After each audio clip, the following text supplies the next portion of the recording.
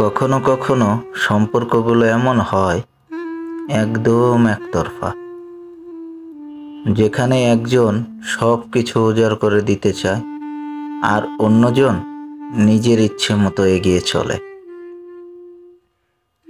আজ তোমার মন ভালো, তাই মিষ্টি করে কথা বলছো, হাজারো গল্প করছো, কিন্তু কাল যখন তোমার ব্যস্ততা বাড়বে কিংবা আমার প্রতি তোমার আগ্রহ কমে যাবে, তখন তখন তুমি আর কথা বলবে না, আমার দিকে তাকিয়েও দেখবে না। আমার কাছে ভালোবাসা মানে শুধু একসঙ্গে থাকা নয়, বরং একসঙ্গে থাকার অনুভূতি, একে অপরের প্রতি যত্নশীল হওয়া। অথচ তোমার কাছে ভালোবাসার মানে যখন মন চায় তখন কাছে আসা, আর ইচ্ছে শেষ হলে হারিয়ে যাওয়া।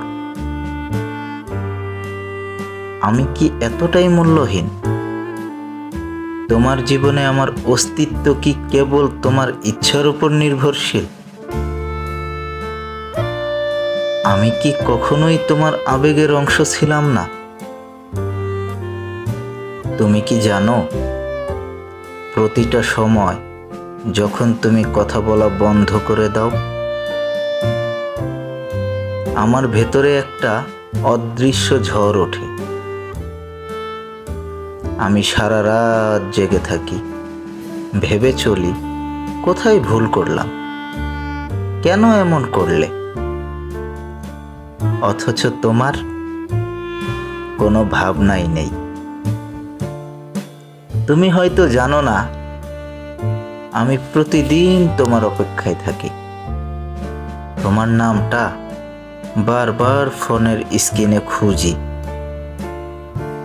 যদি একবারও মেসেজ আসতো, যদি একবারও জানতে চাইতে কেমন আছো, তাহলে হয়তো মনটা শান্তি পেত। ভালোবাসা এমন হওয়া উচিত নয়। ভালোবাসা ইচ্ছে মতো ব্যবহার করার জিনিস নয়, এটা অনুভবের বিষয়, এটা বোঝার বিষয়। তুমি হয়তো এখন বুঝবে না, কিন্তু একদিন যখন আর আমি তোমার অপেক্ষায় থাকবো না, তখন তুমি টের পাবে। তখন হয়তো আমি আর ইচ্ছে করব না তোমার সঙ্গে কথা বলতে। তখন হয়তো আমারও ইচ্ছের পরিবর্তন হবে, কিন্তু ততদিনে অনেক দেরি হয়ে যাবে। আমাদের জীবনে কত মানুষ আসে, কত সম্পর্ক গড়ে ওঠে, আবার হারিয়ে যায়। কিন্তু কিছু কিছু সম্পর্ক হারিয়ে যাওয়ার জন্য নয়, কিছু সম্পর্ক সারা জীবন টিকে থাকার জন্য তৈরি হয়। আমি চেয়েছিলাম আমাদের সম্পর্কটা সেই রকমই হোক। তুমি কি মনে রেখেছো, প্রথম দিন যখন কথা বলেছিলাম, কত কথা, কত হাসি, সেই মুহূর্তগুলো কি তোমার মনে পড়ে? তখনও কি আমি শুধুই তোমার ইচ্ছের উপর নির্ভরশীল ছিলাম, নাকি তুমি সত্যিই আমাকে অনুভব করেছিলে? কিন্তু আজ তুমি দূরে সরে গেছো, এতটাই দূরে যে আমার মন খারাপ করলেও তুমি তা বুঝতে চাও না। হয়তো এখন তোমার কাছে আমি গুরুত্বহীন, কিন্তু একটা কথা মনে রেখো, একদিন যখন সত্যিকারের ভালোবাসা খুঁজবে, তখন হয়তো বুঝবে আমি কি ছিলাম। তবে আমি আর সেই দিনের অপেক্ষায় থাকবো না, আমার ইচ্ছেও বদলে যাবে।